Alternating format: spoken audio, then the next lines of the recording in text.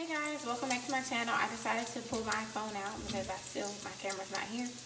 But I want to go ahead and film this video really quick because I'm making my fried cabbage that I love to death. Because my cabbage was about to go bad, so I decided to cook it today before it went bad. And I was like, why not record it? Even though I know I said I was going to film tomorrow, I decided to show you guys how I make my cabbage. And honestly, I'm not going to lie, I think my cabbage is one of the best fried cabbage I've ever had. Aside from my mother-in-law's, hers is pretty good too. So anyways, let's get started. Sorry. I've already started with the bacon. I have 3 slices of bacon chopped up in the pot, and it's rendering a lot of fat, which is what we want. We're not going to drain this at all. Now I can go ahead and turn this down a little bit, and I'm going to add some kielbasa sausage. And you just really, the kielbasa doesn't have to get a sear or anything on it. You just want to cook it for like a minute or two before you add the cabbage.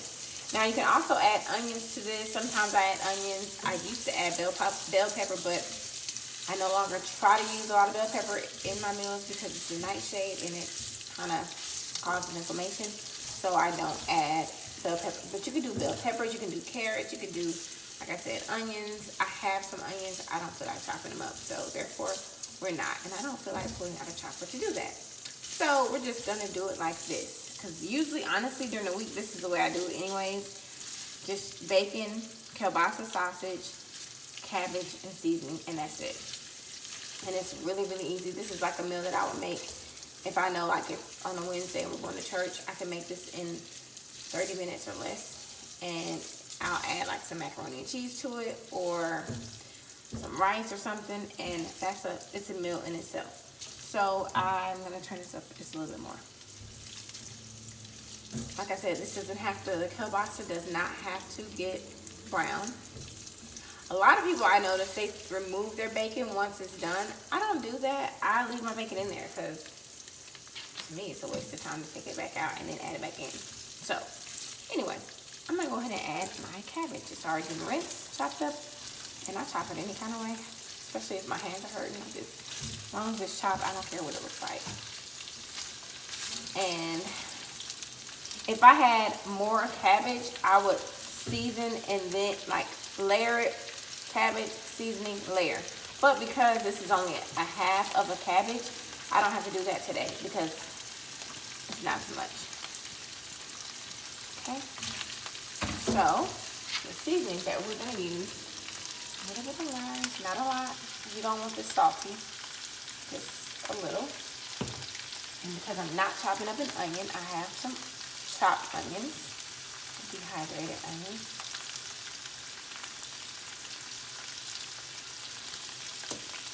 And onion powder, yeah. And garlic.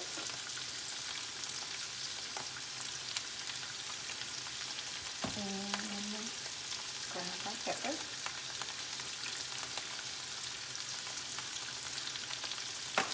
I'm going to mix it up a little bit. And sometimes you can add a little bit of oil to this too. I've done that before. If you feel like you don't have enough oil in your pan, never add water. And try to get as much water off your cabbage as possible before you cook it. Because this is not steamed cabbage. This is basically just fried cabbage. So this is going to cook down. I'm going to just keep seasoning it. And it takes, I would say, about 20 minutes to cook down. I like for my cabbage to have like a light char to it. So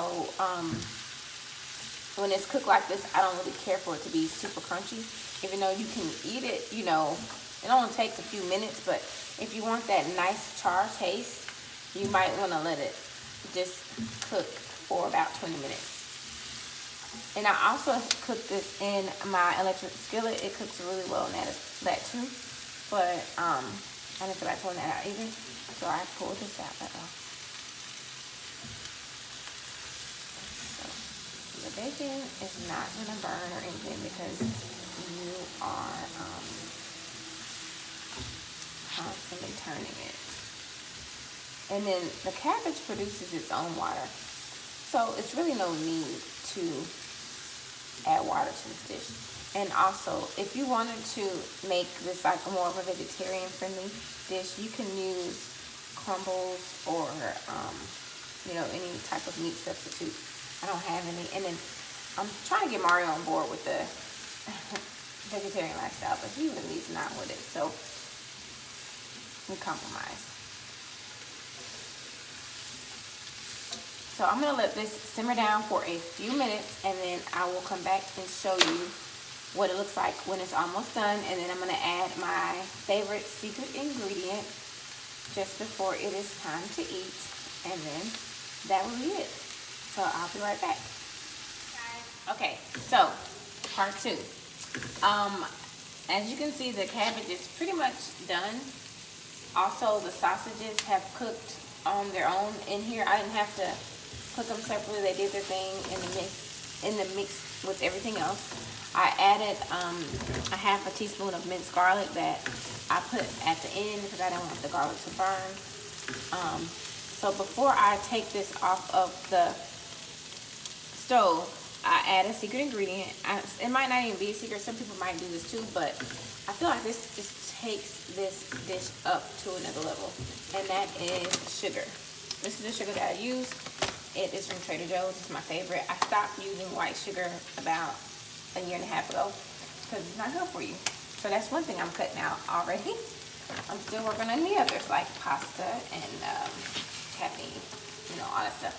So we gotta start somewhere though. This is a teaspoon. So what you're gonna do, you're gonna just sprinkle it, and trust me guys, I know some people are like, oh my gosh, she's adding sugar to her cabbage. It does something. And I always do this first. I didn't use the whole thing. I stir it. I don't know if it's like I think it caramelizes. The sugar caramelizes with this hot bacon fat and this cabbage. That's what I think it's doing, because you can't even taste that you added sugar to it, but it just does something to it. Trust me, you do that right before you serve. Do not add this in while you're cooking it. You do this right before you're about to turn your stove off.